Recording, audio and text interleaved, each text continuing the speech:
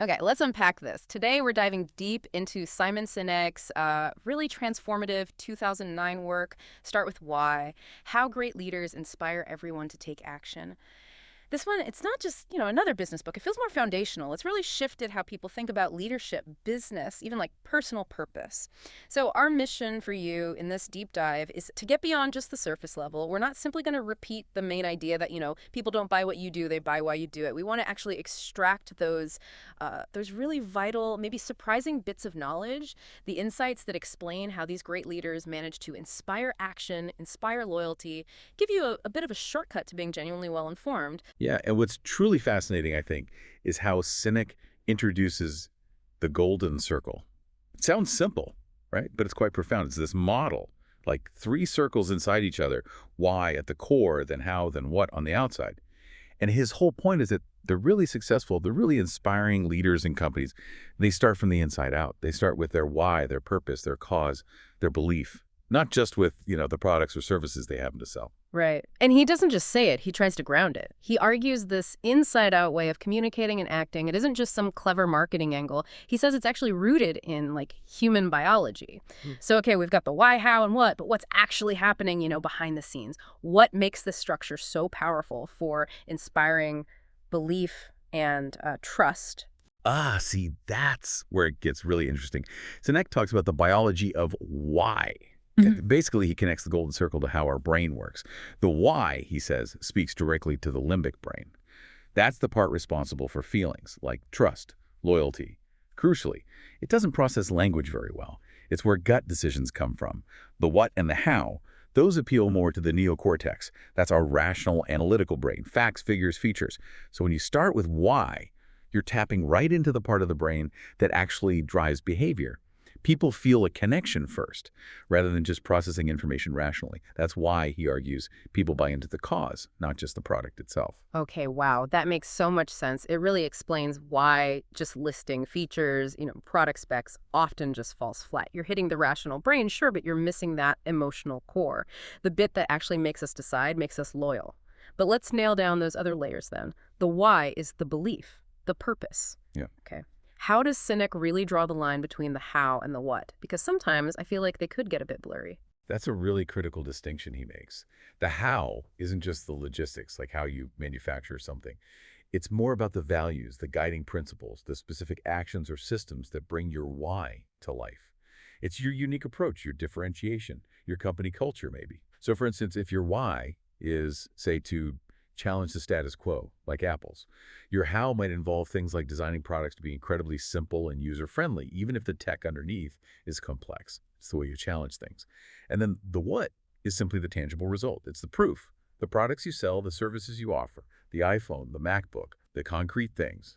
Got it. So the how is kind of like the guiding principles, the pathway that ensures your actions, your what, stay true to your core belief, your why. It's not just a strategy then, it's more like a set of ingrained principles. And having that clarity, I guess that's what lets Sinek use Apple so effectively as an example. Their why wasn't just sell computers, right? It was think different, challenge the status quo, empower people through design. Their how involved that focus on simplicity, elegance, user experience. And the what? Well, the iPhone, the Mac, the things we actually buy. Exactly. And it's interesting, how many companies think they communicate their why, but really it's just a what dressed up, or maybe a vague goal. Sinek is really clear. A true why isn't about making money. That's just a result, hopefully. It's about the impact you intend to make. For Apple, yeah, empowering the individual. And it's not just these huge tech companies either. Think about the Wright brothers. Sinek brings them up, pointing out they weren't the best funded. They didn't have the fanciest degrees compared to others trying to fly. But their why was this deep, driving belief in the possibility of human flight, a real passion to change the course of the world. Their how was that relentless, hands-on, iterative experimentation. Their dedication. And the what, well, it was a rickety wooden plane that actually flew. Meanwhile, others with way more resources, maybe they started with the what, I want to build a flying machine, but they failed because they lacked that foundational driving why. It's that underlying motivation, isn't it? Almost like a spiritual drive that pushes things forward. And you see that with Martin Luther King Jr., too. Sinek makes that great point. He gave the I have a dream speech, right? Not the I have a plan speech. His why was crystal clear. Equality, justice, a deeply held belief. His how involved nonviolent protest, powerful unifying language, though what was the specific actions, the marches, the policies pushed by the civil rights movement. But people weren't mobilized by a detailed plan initially. Millions showed up because they believed in his dream, his why. That's the sheer power of connecting on that level. That MLK example, it really drives home the emotional connection, doesn't it? It wasn't about a to-do list. It was about sharing a fundamental belief, which brings us to another really key thing Sinek talks about, the importance of clarity, discipline, and consistency. Now, that sounds straightforward enough, but how do those three things really work together to lock in the why, how, and what, and make it something that genuinely inspires loyalty? Right? This triad is basically the operational glue holding it all together. So clarity means you have to be absolutely crystal clear about your why. You need to know it, articulate it, feel it. It's not just a marketing slogan, it's your North Star. Then discipline. This is about sticking to your how. It means having the commitment, the rigor to ensure that your processes, your values, your culture, everything you do consistently reflects and embodies that why. It might mean making hard choices, sometimes sacrificing short-term gains if they compromise your how. And finally, consistency in your what. This means every single product, every service, every interaction people have with you. It needs to genuinely reflect both your why and your chosen how. Ah, okay. So it's like this constant feedback loop almost. You're always checking. Does our what truly express our how? And does our how truly express our why? And maintaining that alignment, that's what builds the real, the lasting connection, I suppose. You see it with brands like Southwest Airlines, maybe. Their why wasn't just be another airline. It was about democratizing the skies, right? Making flying fun, accessible for everyone. That purpose then drove their how, their unique, sometimes cheeky customer service, their operational model focusing on efficiency, and the what, affordable, no-frills flights that delivered on that promise. Precisely. It creates this powerful sense of authenticity. When your why, how, and what are all singing from the same hymn sheet, so to speak. People don't just understand what you do, they feel what you believe in. And that feeling, that's what builds that deep, almost tribal loyalty, not just repeat purchases.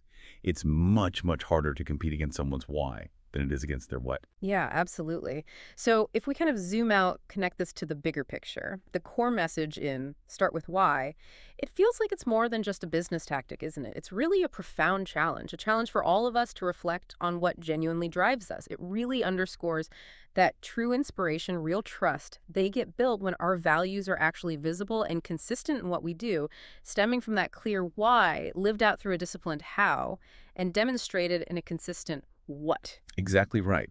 We've looked at how these great leaders and enduring brands, from MLK to Southwest, even Apple, they succeeded because they began with purpose. They appealed to emotions, to shared values before getting to the specifics. This whole deep dive, I think, really highlights that whether you're, say, an entrepreneur trying to build an authentic brand people connect with, or maybe you're a leader trying to genuinely inspire your team, not just manage them, or a marketer looking for that deeper emotional connection, or even, just someone looking for more meaning and purpose in your own life. Getting clear on your why is potentially transformational. So, okay, boiling it down. What does this all really mean for you listening right now? It suggests it's not just about what you achieve or the products you create or the services you offer. It's fundamentally about that underlying cause, that core belief that fuels everything you do. It's about how you make people feel, ultimately, and whether your actions day to day consistently back up whatever your core purpose claims to be. Which I think leaves you with a really important question to mull over. In your own sphere, your life, your career, your projects, whatever, if you were to truly, genuinely start with why, and then really make sure your how and your what were deeply aligned with it, what kind of profound changes might you start to see? Not just in what you do, but in the kind of inspiration, the kind of loyalty you cultivate in the people around you. And maybe even what happens when that why needs to evolve, or when it gets challenged. How do you navigate that ongoing journey? That's a really powerful thought to end on. This deep dive into Start With Why, it really offers such a clear, potent, and pretty easy to grasp framework. Hopefully it inspires you to maybe reconnect with your own core purpose and think about how to make a truly meaningful impact.